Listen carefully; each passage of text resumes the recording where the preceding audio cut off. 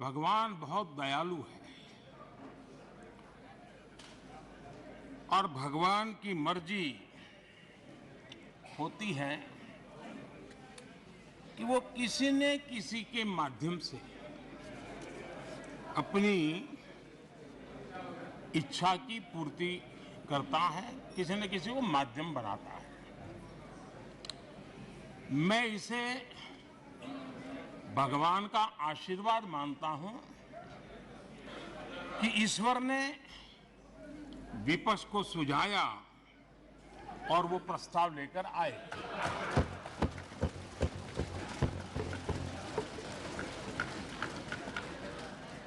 दो 2018 में भी ये ईश्वर का ही आदेश था, जब विपक्ष के मेरे साथी अविश्वास प्रस्ताव लेकर के आए थे। उस समय भी मैंने कहा था कि अविश्वास प्रस्ताव हमारी सरकार का फ्लोर टेस्ट नहीं है। मैंने उस दिन कहा था, बल्कि ये उन्हीं का फ्लोर टेस्ट है। ये मैंने उस दिन भी कहा और हुआ भी वही।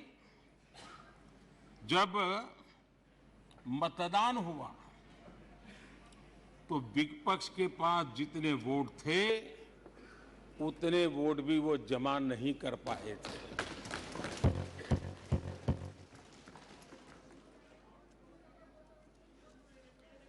और इतना ही नहीं, जब हम सब जनता के पास गए तो जनता ने भी पूरी ताकत के साथ इनके लिए नो कॉन्फिडेंस घोषित कर दिया। और चुनाव में एनडीए को भी ज्यादा सीटें मिली और भाजपा को भी ज्यादा सीटें मिली। यानी एक तरह से विपक्ष का अविश्वास प्रस्ताव हमारे लिए शुभ होता है।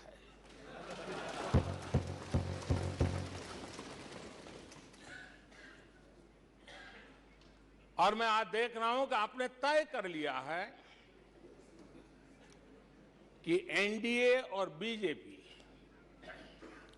2024 के चुनाव में पुराने सारे रिकॉर्ड तोड़ करके भव्य विजय के साथ जनता के आशीर्वाद से वापस आएंगे। आदरणीय अध्यक्ष जी, विपक्ष के प्रस्ताव पर यहां 3 दिनों से अलग अलग विषयों पर काफी चर्चा हुई है। अच्छा होता कि सत्र की शुरुआत के बाद से ही विपक्ष ने गंभीरता के साथ सदन की कार्यवाही में हिस्सा लिया होता। बीते दिनों इसी सदन ने और हमारे दोनों सदन ने जनविश्वास बिल,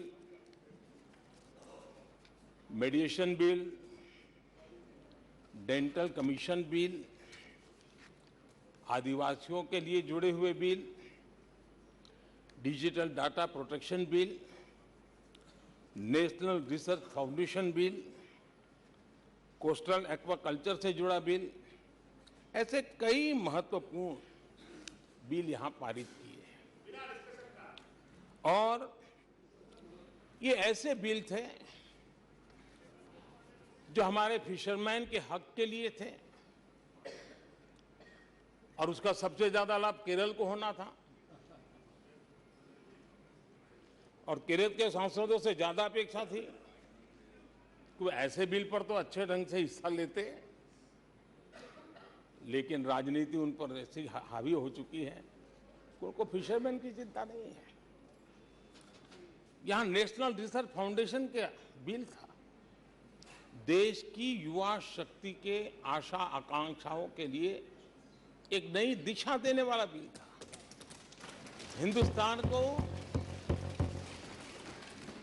एक साइंस पावर के रूप में भारत कैसे उभरे, वैश्विक दीर्घदृष्टि के साथ सोचा गया था, उससे भी आपका इतराज। डिजिटल डाटा प्रोटेक्शन बिल, ये बिल अपने आप में देश के युवाओं के जज्बे में जिस बात आज प्रमुखता से है, उससे जुड़ा हुआ था।